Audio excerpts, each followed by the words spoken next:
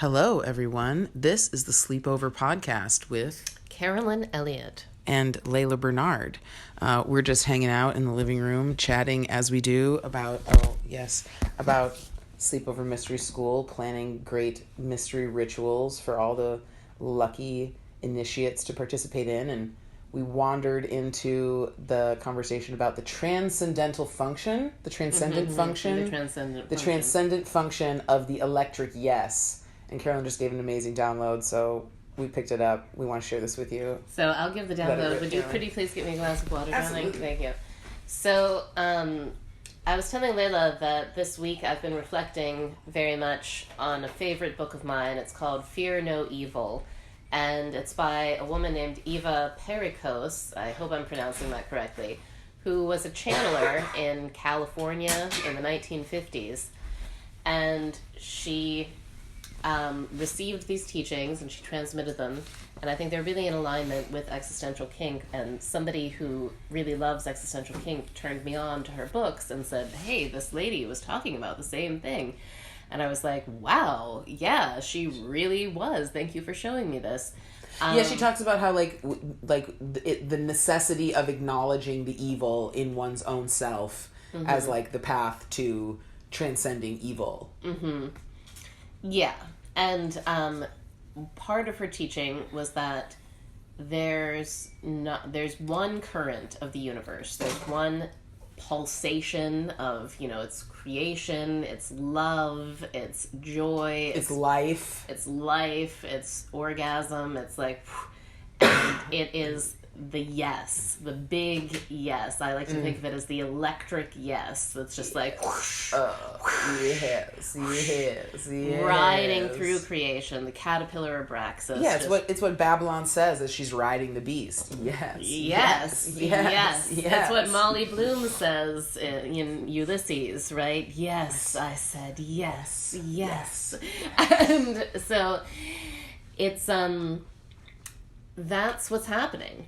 But then we all have areas of our lives where we don't feel fulfilled. We don't feel that beautiful pulsation of the yes current creating this loveliness. And some of us allow ourselves to have a lot of it, but there's just like one area where we don't let ourselves have it. Some people don't let themselves have any fulfillment. And basically, it's just we all have these various patterns of saying no in our being to something. And it's like, you can think that you want to be wealthy if you're not, but some part of you says no to being wealthy, is scared of being wealthy. It's unknown. Maybe you don't feel worthy of it. You imagine at some level that there's some conditions that you would have to meet in order to be worthy of that. So there's this contraction. Right, there's an imagination you might have to hurt someone else, or you might get hurt in doing it. Or let's say that on a surface level, your conscious mind thinks that you want a really beautiful love life, but at some level you retract from it, maybe because your heart broke when you realized that your parents were not omniscient, perfectly loving, perfectly wonderful beings. And you decided to stop trusting in love, and you became very afraid, and so you just some part of you said, no, I will not have that again. I didn't have it back then, and I will not have it now. And I won't be fooled into looking like a stupid idiot, thinking that it's there when it's really not. You're not going to trick me again. What I like thinking about this, Carolyn, is because our minds are structured in duality, we might rightly imagine that there are conflicting forces in the universe called yes and no. But in reality, there's only one current in the universe, the forward march of time, the forward march of the orgasm of everything, yes. And there is no current in the universe. The universe does not, of its own, say no. No is a construct of the mind. And it's not its own wisdom. It's not its own reality. It's inherently false. And it's just resistance to the flow of yes. It's not actually a countermanding force. Yeah, exactly. So we all have sort of this no inside of us to various things. Usually an essential no to everybody who's not fully enlightened and blissful all the time has a no to not being, allowing themselves to feel erotically loved by God, or parentally loved by God, or something purely, completely, totally loved and adored and worshipped, sweetly held, just by God. If you do not let yourself have that complete happiness all the time of enjoying being in a love affair with eternity, then you are saying no. You're contracting to that. You're resisting that happiness. You're resisting feeling so totally valued and totally cherished. You're just saying, no, I'm not willing to feel that. At some point, it was scary, and I decided that I couldn't feel it. And basically, it's like we get these shocks in life, and we call them traumas. And boy, yeah, they are. They're shocks. They're like getting beaten by something. And we just have to learn how to grow larger than those shocks. And and that's where the spiritual technology of existential kink comes in. Like, before we got on the podcast, we were talking about how the electric yes, the transcendent function, is awakened when you allow yourself to say yes to things that you're saying no to, or to the no's. Like, when you say yes to your resistances and love your resistances and give them attention and care and like give them the worthiness to exist, that's the thing that puts you back on the yes current. And like, I'm imagining the yes current as like a huge water slide where you could just like make your body into like a little sled and go down super fast, but most of us are like, no, and like spreading our arms and legs on like either side of the tube, being like, do not take me, I'm so scared, that would be so awful. And so like the only way to get yourself to stop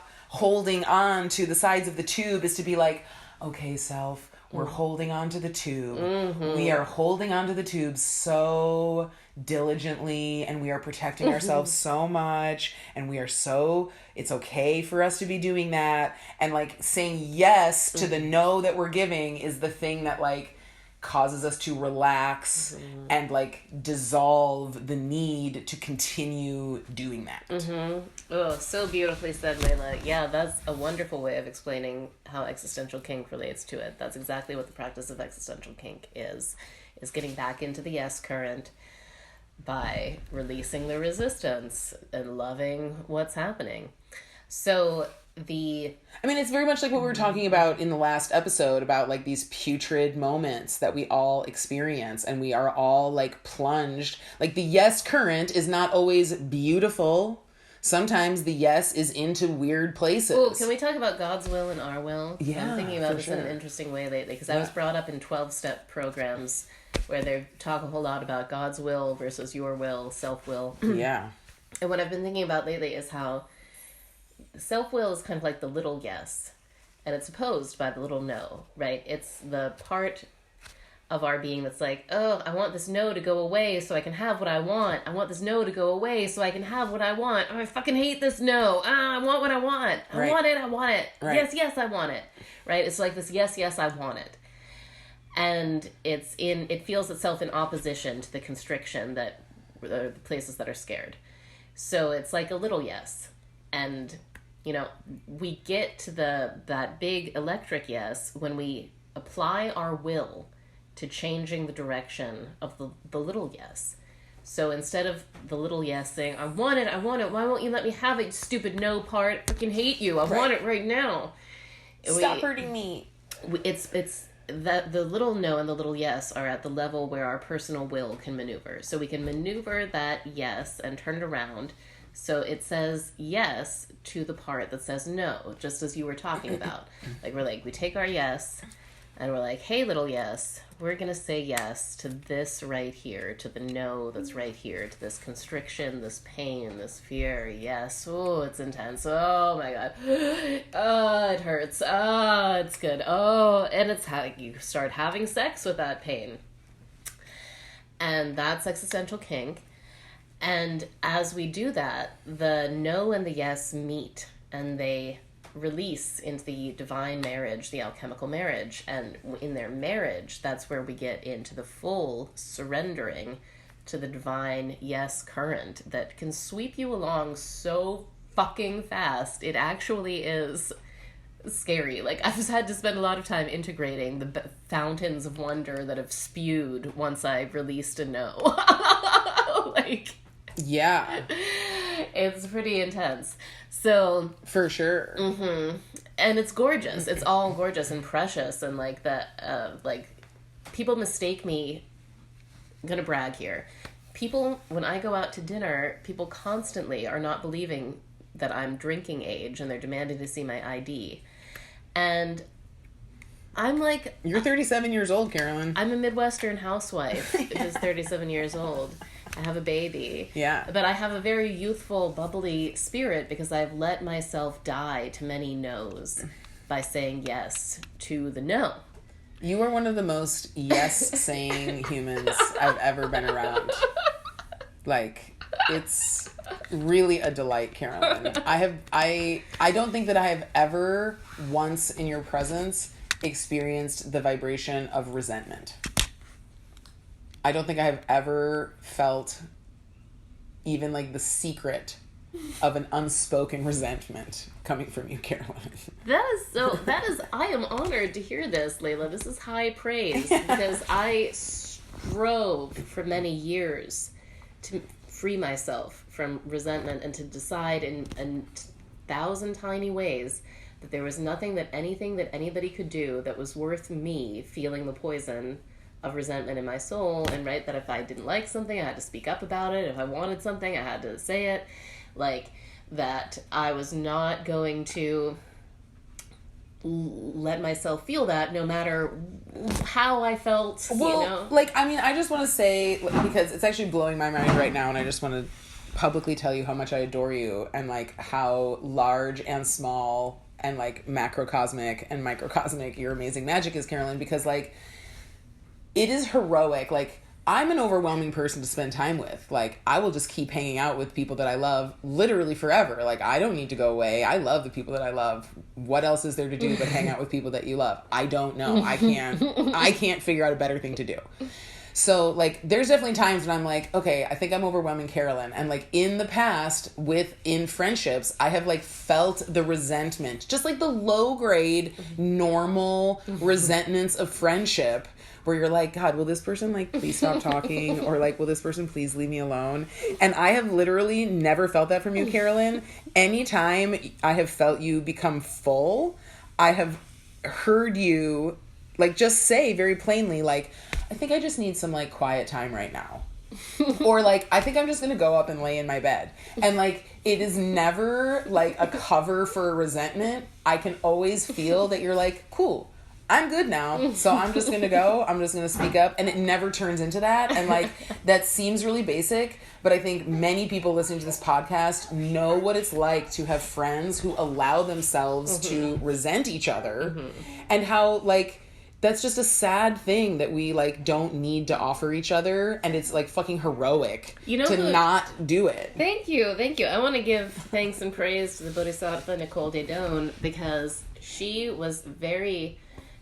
she taught intimacy, and she taught, like, recognizing when you're full on intimacy and you need to go digest it, and saying I'm full, and, like, going and digesting it, and, like, as a way of you know, you don't have to go into the place where you're like, oh my gosh, I'm so sick of this person, I'm like, bleh, bleh. Right, I can't eat more of this ice cream. Right, it's like you can just you can digest, and then you can feast again. There's not a lack.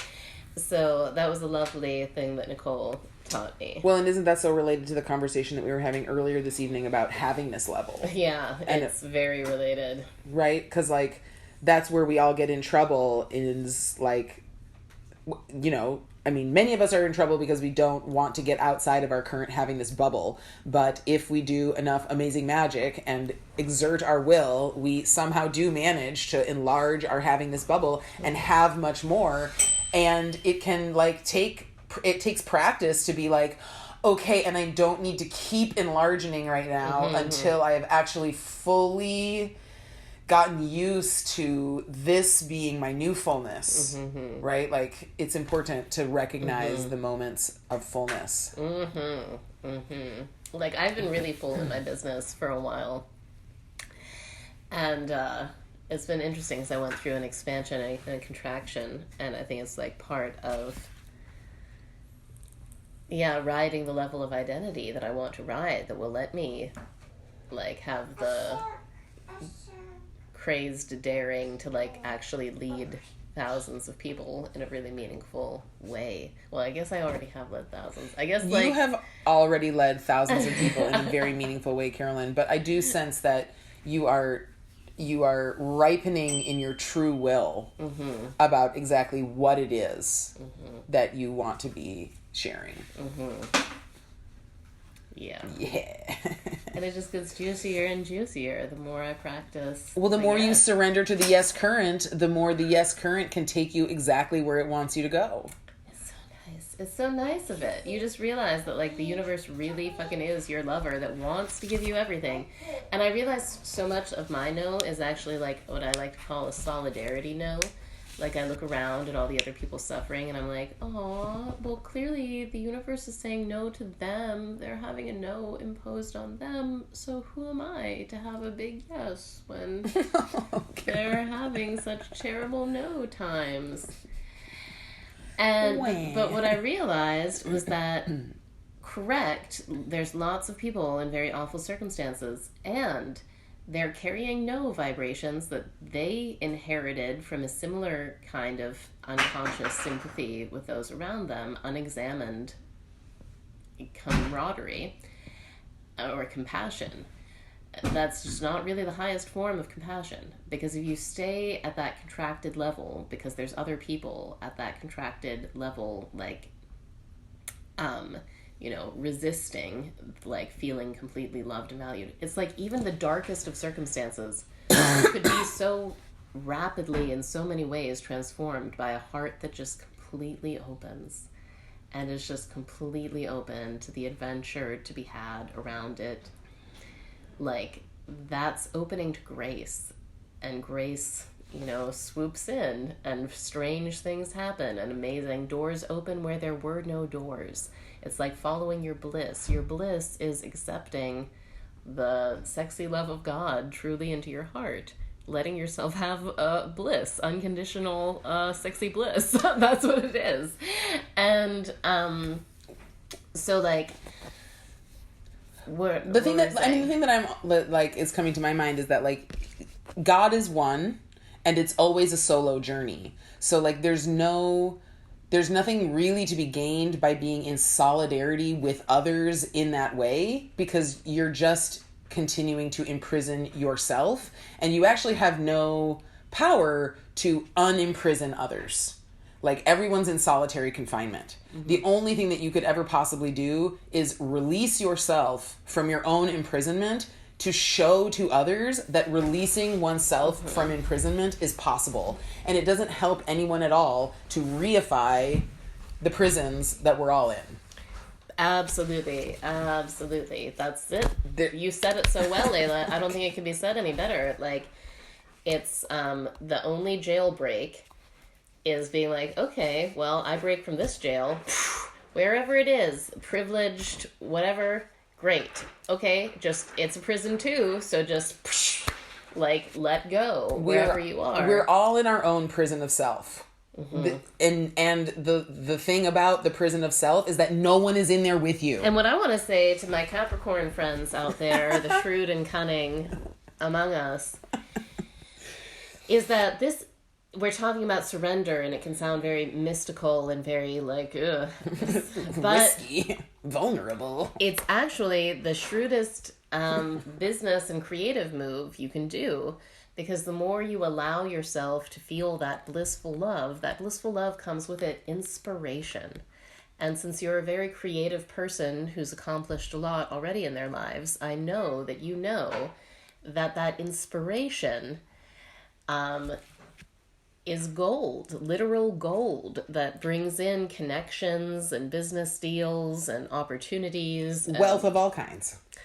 and introductions to a new level of person that you haven't encountered before, because your resonance has changed, your vibration has changed, and now you get to meet other people who are also like, whoa, totally magnificent and down to help you with your totally magnificent thing. So, like, it's basically we all stop being embarrassed about how divinely loved we are. And just, you know, we just let ourselves beam it out. And then people around us who may be feeling glum, who are yet at a similar level to us, they get the message that, like, oh, you can just have a relationship with reality that is deeply blissful and loving, and letting yourself feel valued in all ways by all creatures. And then that feeling, letting yourself feel valued in that way, gets directly communicated into actual, practical, tangible support through inspirations that come to you, because you see very easily how you have value that can be very fairly and lovingly traded for value that other people have. And it's like, whoa, so sweet. It's like intercourse. Mm-hmm. And it's like freed from insecurities and hang-ups and self-doubts and all the little like gnarly ways that we trick ourselves into not being inspired. We just stop tricking ourselves those ways, and then our pathway to flourishing materially becomes very clear. Like Eckhart Tolle let himself totally dissolve into enlightenment. He sat on park benches for 2 years. Now I'm pretty sure he lives in like a cushy penthouse somewhere in Vancouver. I don't know. It's like... Yeah. It's like the inspiration comes. The opportunity comes. If you want to be in a cushy penthouse in Vancouver... Surrender. Surrender.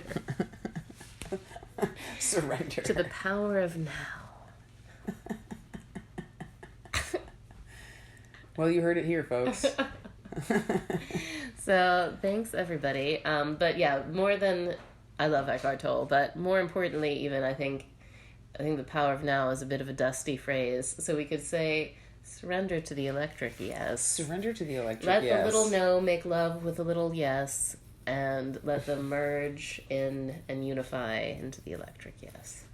Yep. Mwah. That's the right answer. Thanks, everybody. Have a great night. Day. Life. You know. Existence.